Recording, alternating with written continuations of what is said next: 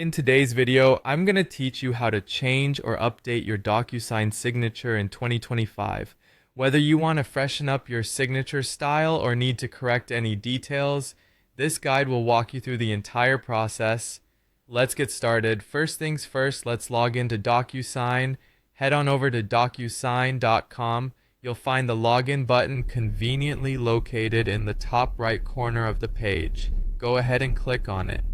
After that, you'll need to enter your credentials to access your account. This could be your email and password, or if your organization uses it, your single sign-on credentials. Once you're logged in, it's time to navigate to your profile. Look towards the top right corner once again. You'll see your profile icon there. Click on it. A drop-down menu will appear, and you'll want to select My Preferences. This area is where you can manage various aspects of your account. With your preferences open, let's dive into your signature settings. In the Preferences menu, keep an eye out for signatures and click on it.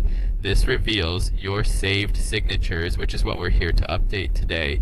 Now it's time to edit your signature. You will see a list of existing signatures. Select the one you wish to update. Next, click on Edit. At this point, you can decide how you'd like to update your signature. You have three options. The first option is Draw. This choice allows you to hand draw your signature using your mouse, stylus, or touch screen if you have one. If you're more comfortable typing, select the Type option. You can enter your name and choose from several font styles to find the one that suits you best.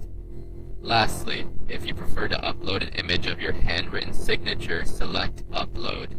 This is particularly useful if you have a scanned image of your signature you'd like to use. Once you're happy with your updated signature, it's time to save it. Click on Adopt and Save. Now, every time you sign a document moving forward, DocuSign will automatically use this new signature. To ensure everything is working perfectly, test it out the next time you open a document to sign. You'll see your newly updated signature style ready to use, and that's it.